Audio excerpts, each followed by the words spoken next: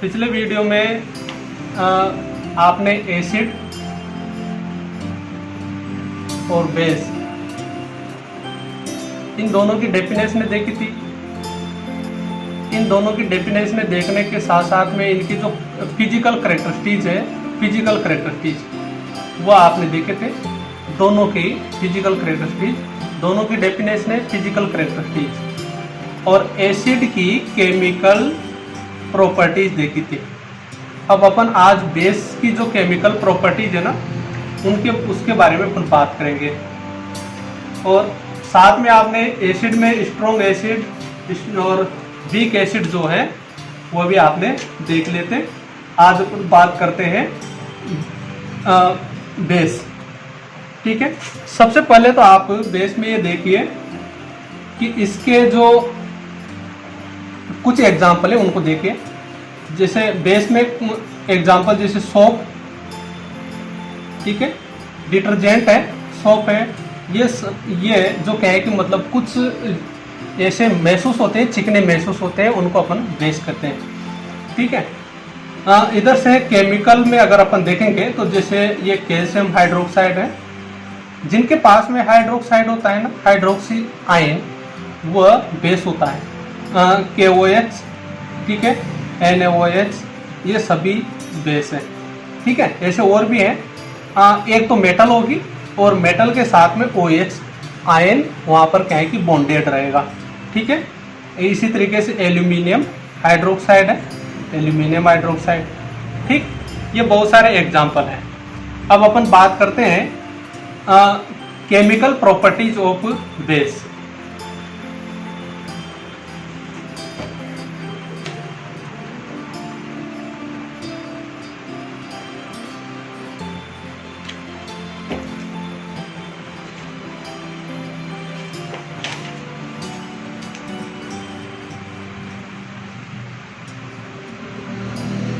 Chemical properties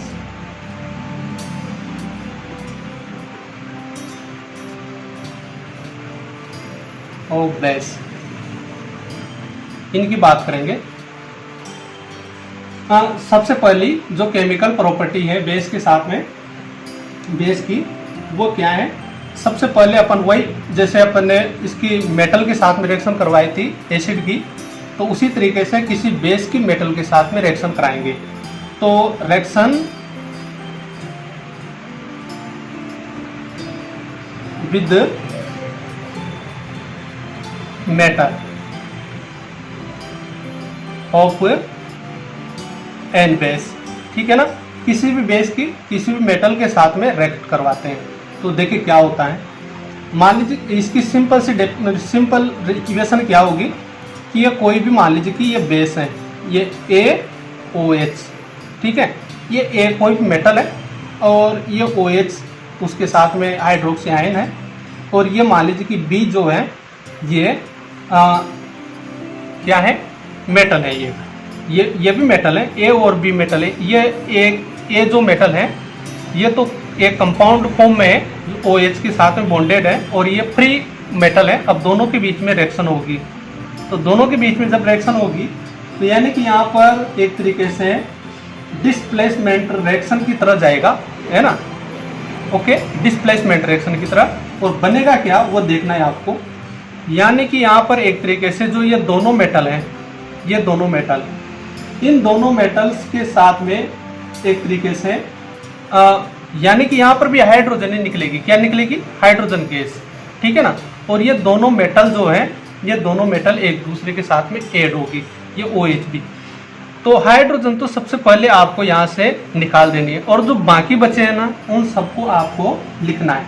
तो किस तरीके से? ये B और ये AO, इस तरीके से, ठीक है ना। तो ये कंपाउंड बनेगा। ये क्या बना है? ये एक तरीके से मेटल का जो साल्ट है वो भी बना है। दूसरी बात अपन इसको क्या कहेंगे, इसमें दो प्रकार के रिएक्शन है, वो भी आप पहले देख लीजिए, है ना। इसको थोड़ा यहाँ पर रोकिए, मैं एक और आपको एग्जांपल दिखाता हूँ। इसमें क्या है कि जो रिएक्शंस होती है ना मेटल के साथ में किसी भी बेस की, ये कोई भी बेस है, जैसे ये NaOH ही है, ठीक है ना। तो इस बेस की जो रिएक्शन होती है, किसी भी बेस की रिएक्शन किसी भी मेटल के साथ में, तो यानी कि यहाँ पर दो केस बनते हैं, एक तो फर्स्ट केस और ये सेकंड केस। ये फर्स्ट केस और सेकंड केस किस बेस पर बनेंगे, क्योंकि आप इस बात को जानते हैं कि जैसे अब ये NaOH है, ठीक है ना। अब अपन इसकी किसी अदर मेटल के साथ में रिएक्ट करवा रहे हैं, किसी भी अदर मेटल के साथ में, मान लीजिए कि A मेटल है, इसके साथ में रिएक्ट करा रहे हैं। अब सपोज कीजिए कि ये वाली A मेटल अगर इस सोडियम मेटल से ज़्यादा रिएक्टिव है, तो यहाँ पर कंप्लीटली डिस्प्लेसमेंट रिएक्शन होगी। ये A मेटल इस सोडियम मेटल को क्या कर देगी, डिस्प्लेस कर देगी, ठीक है ना। और बनेगा क्या, यहाँ पर AOH और प्लस यहाँ पर जो सोडियम है ना, ये सोडियम क्या है कि मतलब अलग हो जाएगा, ठीक है, इस तरीके से। तो यानी कि एक तो ये डिस्प्लेसमेंट रिएक्शन होती है। दूसरा केस क्या है, ये तो हो मतलब कि फर्स्ट केस में तो क्या है बात कि ये जो A मेटल है, कोई से मेटल कुछ इससे कोई मतलब नहीं, जैसे यहाँ पर पोटेशियम भी हो सकती है, ठीक है, पोटेशियम रख दिया अपन ने, तो यहाँ पर क्या बन जाएगा, KOH बन जाएगा। क्या बन जाएगा, KOH। ये कब होगी, जब इस मेटल से ज़्यादा रिएक्टिव हो ये मेटल, जो रिएक्ट करने वाली है ना वो वाली मेटल उस जो बेस है उसकी मेटल से ज़्यादा रिएक्टिव हो, यानी कि यहाँ पर एक तरीके से रिएक्टिविटी सीरीज भी फॉलो होगी, ठीक है ना, क्योंकि डिस्प्लेसमेंट रिएक्शन है ना, इस वजह से। तो यानी कि यहाँ पर वो ये कम रिएक्टिव है और ये ज़्यादा रिएक्टिव है, तो ज़्यादा रिएक्टिव वाली कम रिएक्टिव वाली को डिस्प्लेस कर देगी और खुद का बेस बनाएगी एक तरीके से, ठीक है ना। तो एक तो ये रिएक्शन होती है।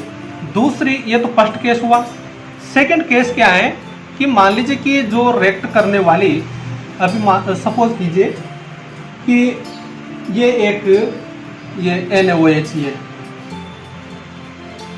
ठीक है ना, ओके, और इसके साथ में अपन ने रिएक्ट करवा दी जिंक की, ठीक है ना। अब यहाँ पर उल्टा हुआ है काम, क्या हुआ है कि जो सोडियम है ना वो ज़्यादा रिएक्टिव है और ये वाला कम रिएक्टिव। ये सेकंड केस की बात करें, फर्स्ट केस में तो ये वाली ज़्यादा रिएक्टिव थी और ये वाली कम रिएक्टिव थी, है ना, तो उसमें तो डिस्प्लेसमेंट रिएक्शन हो गई थी। मगर अब क्या है कि जो रिएक्ट करने वाली जो मेटल है ना वह कम रिएक्टिव है और जो बेस वाले जो मेटल है ना वो ज़्यादा रिएक्टिव है। तो इस कंडीशन में क्या होगा, इस कंडीशन में ये जो जिंक है ये इस सोडियम को डिस्प्लेस नहीं कर पाएगी, है ना।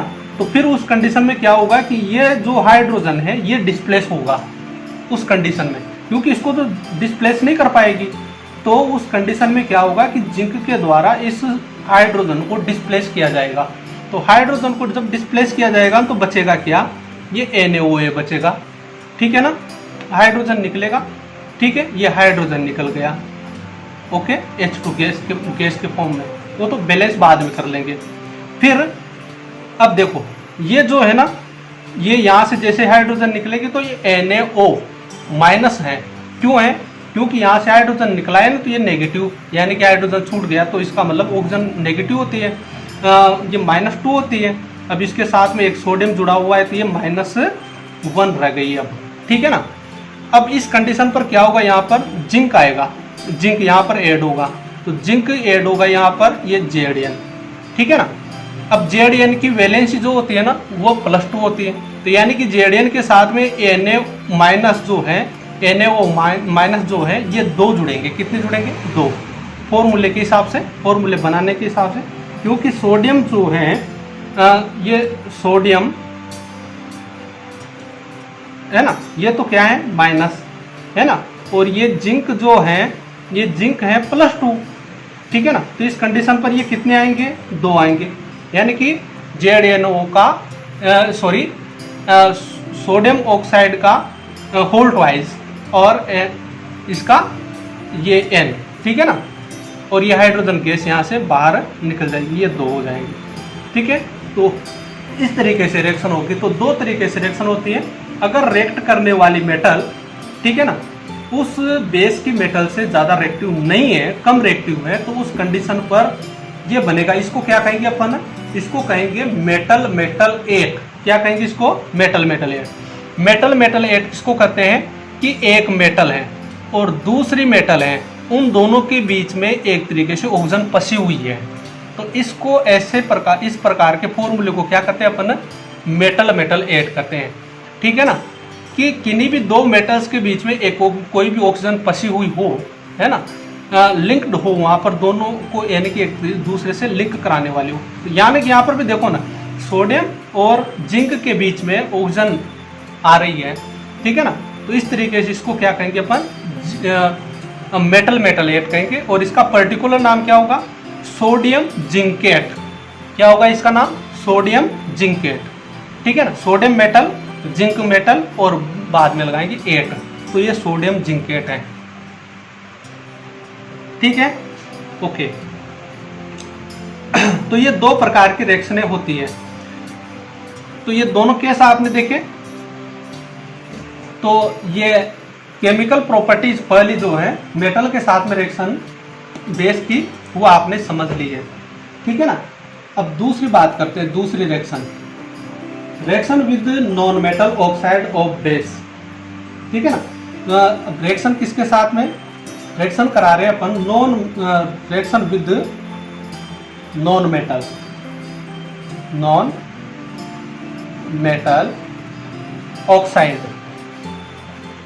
यानी कि नॉन मेटल ऑक्साइड का मतलब ये है कि जैसे SO2 ये नॉन मेटल ऑक्साइड है।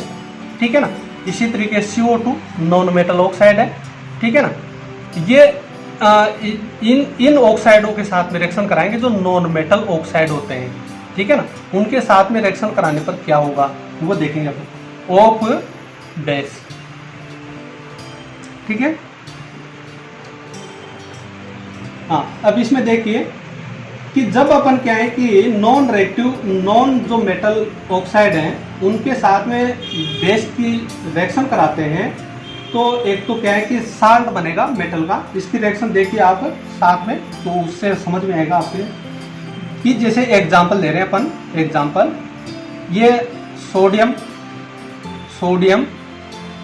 हाइड्रोक्साइड है, इसके साथ में रिएक्शन कराया अपन ने, मान लीजिए कि CO2 की। ठीक है ना, तो CO2 के रिएक्शन कराएंगे तो क्या बनेगा, यहाँ पर देखिए इस मेटल का एक साल्ट बनेगा, मेटल का साल्ट। तो मेटल का साल्ट क्या बनेगा, यानी कि यहाँ पर सोडियम कार्बोनेट बनेगा, क्योंकि इधर कार्बन डाइऑक्साइड है। मैंने आपको बताया रखा है कि जब कार्बन अगर हो तो उसको कार्बोनेट में, और कार्बोनेट है तो उसको कार्बन डाइऑक्साइड में। ठीक है ना, प्लस ये HOH हाइड्रो, ये क्या है, इसको आप कुछ स्टूडेंट के क्वेश्चन थे कि ये सही है कि या ये H2O सही है। H2O भी सही है और ये भी सही है ना। इसको अपन HOH भी लिख सकते हैं और H2O भी लिख सकते हैं, मगर आप 10th क्लास में क्योंकि रिएक्शन अपने पास में ज़्यादा है, तो आप H2O ना लिख करके HOH लिखें, जिससे क्या होगा कि आपको अच्छा समझ में आएगा। क्यों, क्योंकि HOH जब आप लिखेंगे तो इसमें दो पार्ट हैं, ये OH और हाइड्रोजन। ठीक है ना, इसमें नहीं आता है समझ में ऐसा भाई कि इसमें दो पार्ट कहाँ पर है, तो इसमें अपने को डायरेक्टली समझ में आ जाता है कि इसमें दो पार्ट हैं, एक तो हाइड्रोक्साइड आयन और एक H+ आयन। ठीक है ना, ताकि इससे अपने को रिएक्शन कराने में थोड़ा इजी होता है। ठीक है ना, तो आप HOH H2O को यूज, इस फॉर्मूले को यूज ना करके इसको करें। ठीक है ना, ये भी वाटरी है, ये भी वाटरी है, वाटर का फॉर्मूला है वो भी। ठीक है ना, ये HOH। तो यानी कि सिंपल सी बात है कि जब कोई भी बेस किसी भी नॉन मेटल ऑक्साइड के साथ में रिएक्शन करती है तो उस मेटल का साल्ट बनता है एक तो, और साथ में H2O वहाँ से मतलब कि प्रोड्यूस होता है। ठीक है ना, तो ये आपके सामने ये रिएक्शन है। ठीक है, when the react non metal oxide with base, then salt of metal and water are formed in reaction। ठीक है ना, दूसरी रिएक्शन और भी देखिए, ये कैल्शियम हाइड्रोक्साइड है। इस कैल्शियम हाइड्रोक्साइड की रिएक्शन आपने SO2 के साथ में करवाया। ठीक है ना, अब कैल्शियम का इसके साथ में साल्ट बनेगा, तो कैल्शियम का इसके साथ में साल्ट बनेगा तो ये कैल्शियम सल्फेट बनता है, इसका क्या बनेगा, सल्फेट। ठीक है ना, इससे सल्फेट बनेगा, तो ये सल्फेट और प्लस यानी कि ये HOH। ठीक है ना, इसको अपन बैलेंस करेंगे तो यानी कि यहाँ पर ऑक्सीजन 4 है, यानी कि यहाँ पर ऑक्सीजन कितने हैं, 2 है। तो पहले तो आप इनकी ऑक्सीजन को गिन लो, यानी कि यहाँ पर ऑक्सीजन आपके पास में कितनी है, 2, और यानी यहाँ पर भी 2 है, 4 है ना। और टोटल इधर की तरफ आपके पास में आ रही है 2 और 2 4 है, जबकि इधर की तरफ आपके पास में 5 आ रही है। तो इनको आप बैलेंस करेंगे तो बैलेंस कर सकते हैं, कोई दिक्कत नहीं है। आप यहाँ पर ये कैल्शियम सल्फेट जो है, कैल्शियम सल्फेट क्या है, साल्ट है, किसका, इस कैल्शियम मेटल का, ठीक है ना। इसको अपन इसको बैलेंस करें तो कैल्शियम और सल्फेट वही एक ही रहेंगे, कोई दिक्कत नहीं है। हाँ, ये HOH जो है इसको आप यहाँ पर क्या करो, 2 कर दो, कितना कर दो, 2, ठीक है ना। 2 करने से क्या होगा, इधर की तरफ आप इसको क्या करेंगे, इसको भी यहाँ पर 2 कर देंगे।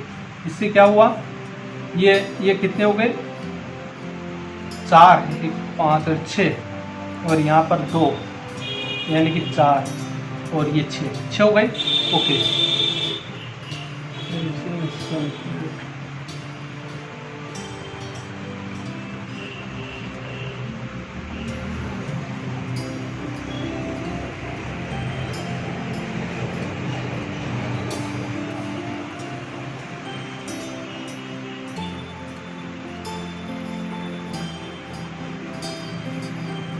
इसको आप ये रहने देना। इसको कैल्शियम सल्फेट नहीं बनता है, यहाँ पर कैल्शियम सल्फाइड बनता है। क्या बनता है यहाँ पर, कैल्शियम सल्फाइड, ठीक है ना, ये बनेगा कैल्शियम सल्फाइड, सल्फेट नहीं बनता है।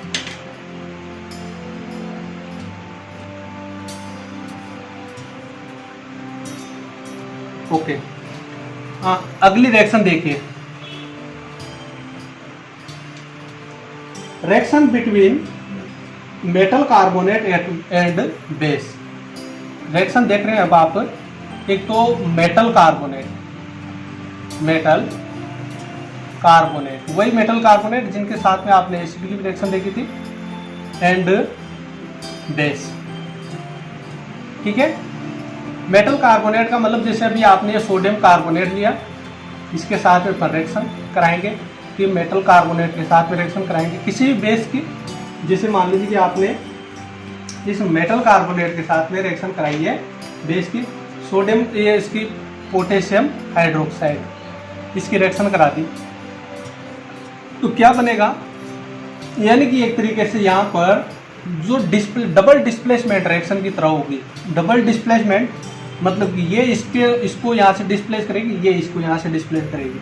तो बनेगा क्या कि कैल्शियम पहले सोडियम कार्बोनेट था, अब कैल्शियम कार्बोनेट बनेगा। क्या बनेगा, कैल्शियम कार्बोनेट, और प्लस इधर की तरफ जो बेस है वही बन जाएगा बनने में तो, मगर ये दूसरी मेटल का बेस बनेगा, ठीक है, इसका, ठीक है ना। ये तो बेस में कन्वर्ट हो जाएगी, है ना। और एक दूसरी वाली जो पहले बेस थी वो साल्ट में कन्वर्ट हो जाएगी। मतलब यानी कि एक तरीके से यहाँ कि इनका कन्वर्जेशन होता है एक दूसरे में, है ना। जो पहले बेस में थी वो तो साल्ट में कन्वर्ट हो जाएगी, जो साल्ट में थी वो बेस में कन्वर्ट हो जाएगी, ठीक है। डबल डिस्प्लेसमेंट रिएक्शन टाइप की होगी यहाँ पर रिएक्शन। तो ये भी आपकी रिएक्शन हो गई है, कोई दिक्कत नहीं है।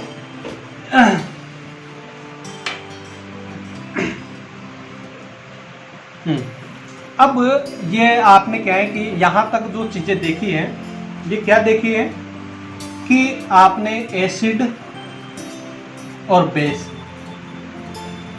ठीक है ना, इन दोनों की एक तो डेफिनेशन, ठीक है ना, और इनकी फिजिकल प्रॉपर्टी, और इधर से केमिकल प्रॉपर्टीज इनकी जो है पर्टिकुलर वो आपने देखी है, ठीक है ना। अब अपन बात करते हैं, एक रिएक्शन रह रही है केवल, जो रिएक्शन क्या है कि एसिड और बेस के बीच में, दोनों के बीच में रिएक्शन कराए हैं अपन, किसी दूसरे के साथ में नहीं, एसिड और प्लस बेस, ठीक है ना, इनके साथ में रिएक्शन, दोनों की रिएक्शन कराएं तो क्या होगा। तो इस रिएक्शन में क्या होता है, इसमें एसिड जो है, आपने प्रॉपर्टीज पढ़ी थी कि एसिड एक तरीके से केमिकली अपोजिट, ठीक है ना, बिहेव करता है किसका, बेस का, ठीक है ना। और बेस भी अपोजिट केमिकल जो बिहेव है वो रिप्रेजेंट करता है किसके साथ में, एसिड के साथ में, ठीक है ना। यानी कि ये एक दूसरे को मतलब क्या है कि इनका जो प्रॉपर्टी है उसको लेस करवाएंगे। लेस कराने का मतलब ये है कि इस मतलब बेस जो होते हैं, है ना, ये इनकी जो पीएच है वो भी क्या है कि मतलब इससे 7 से ज़्यादा होती है तो इनकी पीएच को 7 से कम लाया जाएगा ये रिएक्शन करके, ठीक है ना। इनकी पीएच क्या है कि 7 से कम होती है, इनकी पीएच 7 से ज़्यादा होती है तो इनको कम किया जाएगा, और इनकी पीएच 7 से कम होती है तो इनको ज़्यादा किया जाएगा, ठीक है ना। इनकी पीएच बढ़ेगी, ठीक है ना। इसी तरीके से आप और भी देखें तो क्या है कि मतलब इनके जो एक तरीके से जो प्रॉपर्टीज़ है उन सभी प्रॉपर्टीज़ को लेस किया जाएगा, और ये भी इनके इफेक्ट को लेस करेंगे, मतलब एक दूसरे के इफेक्ट को लेस करेंगे और न्यूट्रलाइज करेंगे एक दूसरे को, और न्यूट्रलाइज करेंगे। ये रिएक्शन में क्या होगा, इसमें बनेगा एक तो वाटर, क्या बनेगा, वाटर, और प्लस एक साल्ट बनेगा मेटल का, ठीक है ना। जो भी मेटल होगी उसका साल्ट बनेगा। तो इस रिएक्शन को अपन देखें तो इसमें क्या होता है कि मान लीजिए कि यह रिएक्शन है, कोई सी भी एक रिएक्शन है, ठीक है ना।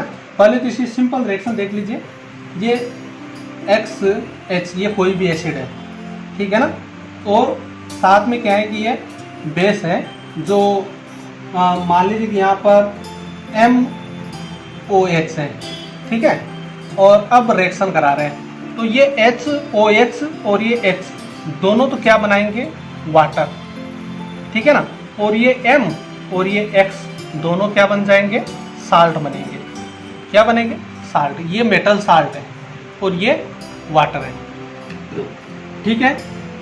इस रिएक्शन अब इसको एक पर्टिकुलर रिएक्शन अपन करा करके देखते हैं। जैसे ये सोडियम हाइड्रोक्साइड, सोडियम हाइड्रोक्साइड और ये HCl, ठीक है ना, और रिएक्शन हुई क्या है, ये HOH वाटर और प्लस ये सोडियम क्लोराइड, ठीक है ना। तो ये देखो, ठीक है ना, साल्ट बन गया और ये वाटर बन गया, ठीक है ना। दूसरी बात अब क्या है, इसको न्यूट्रलाइजेशन रिएक्शन करते हैं। देखो एसिड ने इसकी प्रॉपर्टीज को खत्म किया, इसने इसकी प्रॉपर्टीज को खत्म किया, ठीक है ना, और क्या बनाए, इन्होंने एक तरीके से दूसरे सब्सटेंस बनाए, और वो जो बनने वाले जो सब्सटेंस है ना ये न्यूट्रलाइज होते हैं, न्यूट्रल होते हैं। ये न्यूट्रल कैसे, मतलब कि प्रॉपर्टीज के बेस पर ये न्यूट्रल होते हैं। ये न तो कड़वे होते हैं और न खट्टे होते हैं। इनकी पीएच क्या होती है, 7 होती है, क्या होती है, 7, है ना।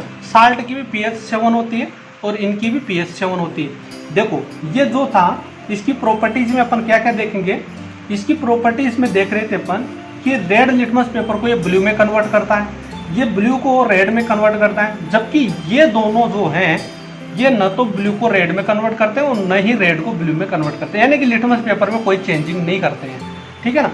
तो यानी कि इन्होंने एक दूसरे का जो क्या है कि मतलब करेक्टरिस्टिक्स थे वो इन्होंने एक दूसरे को क्या कर दिए, न्यूट्रल कर दिया, और न्यूट्रल करके न्यूट्रल कंपाउंड बने। इस वजह से इसको क्या कहते हैं, न्यूट्रलाइजेशन रिएक्शन करते हैं, यानी कि एसिड को बेस के द्वारा और बेस को एसिड के द्वारा न्यूट्रलाइज करना, ठीक है ना। ओके, तो ये न्यूट्रलाइजेशन रिएक्शन होती है। इसको देखिए, when an acid react with base then a salt and water are formed in the reaction. The water and salt is a neutral compound which formed in the reaction. The water and salt doesn't change color of litmus paper in a solution form. Its reason water and salt are called neutral compound. इसलिए इनको क्या करते हैं, neutral compound करते हैं, ठीक है ना, क्योंकि ये लिटमस पेपर के कलर में कोई चेंजिंग नहीं करते हैं। ओके, ये न्यूट्रलाइजेशन रिएक्शन हो गई है।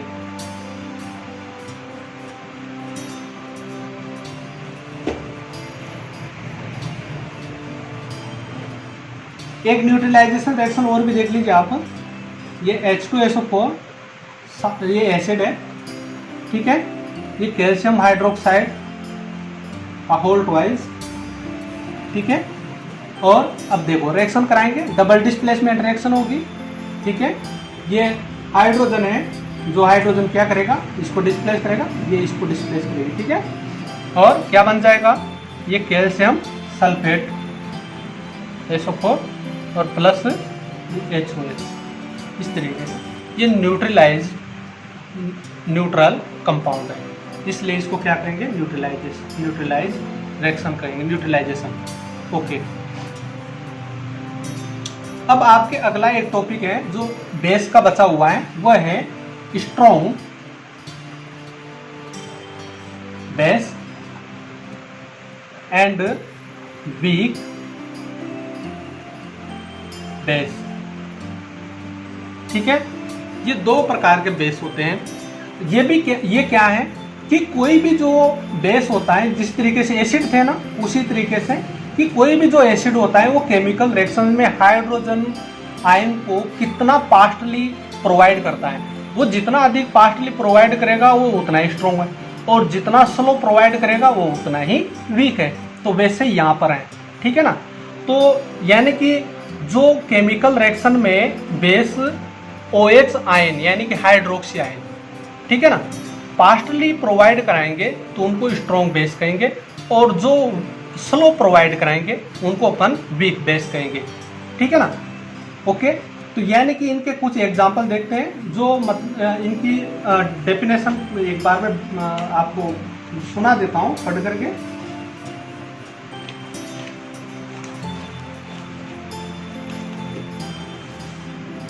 Strong base which give hydroxy ion fastly in the chemical reaction is called strong base, ठीक है ना।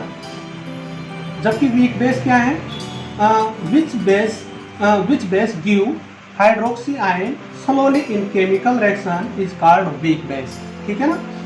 अब इनके एग्जांपल देखिए।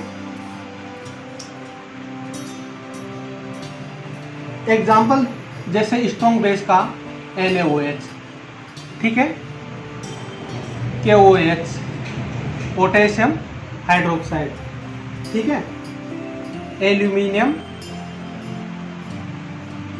हाइड्रोक्साइड, ओके, लिथियम हाइड्रोक्साइड, ये स्ट्रॉन्ग बेस है, ठीक है। और इधर से आप इसको देखेंगे, कैल्शियम हाइड्रोक्साइड, और इसी तरीके से मैग्नीशियम हाइड्रोक्साइड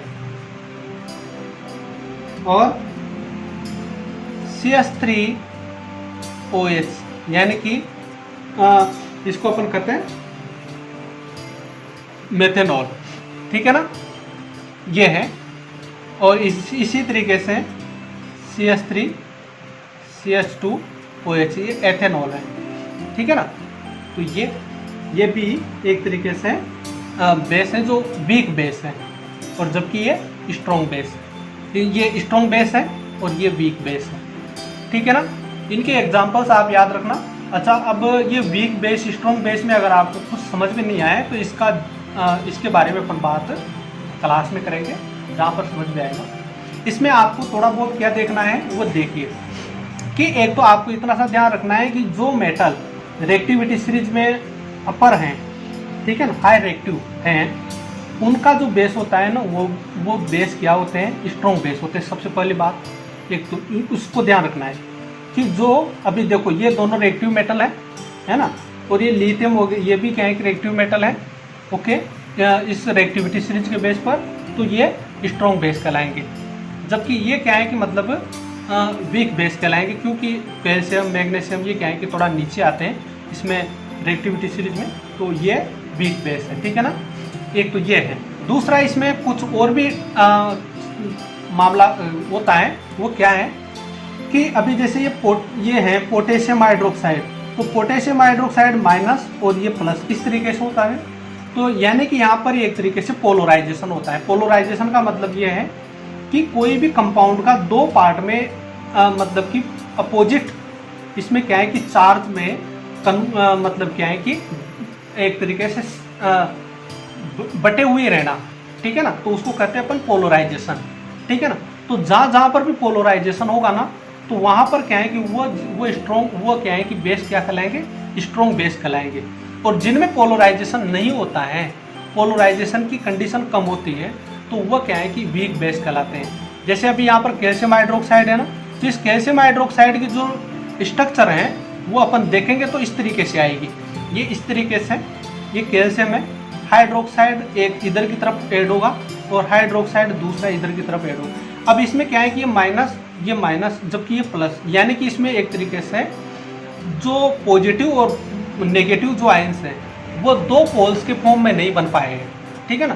पोलराइजेशन का मतलब कि नेगेटिव और पॉजिटिव का दो पोल्स के फॉर्म में बनना, ठीक है, दो पोल्स के फॉर्म में मतलब क्या है कि रिप्रेजेंट होना, ठीक है ना, उसको पोलराइजेशन कहते हैं। जबकि इसमें नहीं हो पा रहा है, तो यानी कि इसके टूटने का जो क्या है कि मतलब एक तरीके से ब्रेकडाउन होने का जो है वो क्या है कि स्लो टूटेगा ये, जबकि ये फास्टली टूटेगा, क्योंकि इसको नेगेटिव, ये मान लीजिए इधर से कोई भी अब इधर इसका नेगेटिव पार्ट, ये इसका पॉजिटिव पार्ट है, इसका नेगेटिव पार्ट है। अब मान लीजिए इधर से कोई भी नेगेटिव एलिमेंट ने आकर के रिएक्शन कर दी, किसी भी नेगेटिव एलिमेंट ने, ठीक है ना, तो वो इसको अपनी तरफ खींचेगा और ये एक तरीके से रिएक्शन हो जाएगी, यानी कि ये OH यहाँ से ये पॉजिटिव जो पार्ट होगा ना वो टूट करके इसके साथ में चला जाएगा और ये इस अलग हो जाएगा, ये किसी अदर के साथ में, पॉजिटिव वाले के साथ में चला जाएगा। मगर कि इसमें ऐसा नहीं होता है इनमें, तो ये एक पोलराइजेशन का भी रीज़न है इसमें, ठीक है ना।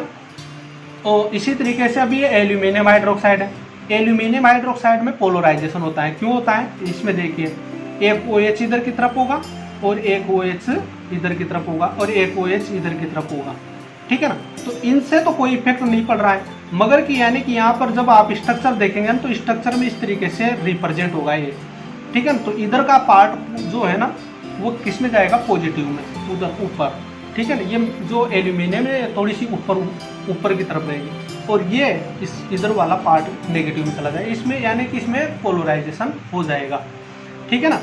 तो इसलिए जहाँ पर पोलराइजेशन की कंडीशन अप्लाइड होगी वहाँ पर वो क्या है कि वीक स्ट्रॉन्ग होंगे, जहाँ पर नहीं होगी वहाँ पर वो वीक होंगे। तो आप इन दोनों को देख लेना और फिर ज़्यादा प्रॉब्लम होगी तो अपन इस क्लास में इसके लिए बारे में डिस्कशन और कर लेंगे। अब आपके बेस और एसिड बिल्कुल ख़त्म हो गए हैं। अगला वाला जो टॉपिक आएगा इस चैप्टर का वो आएगा साल्ट, ठीक है। Thank you.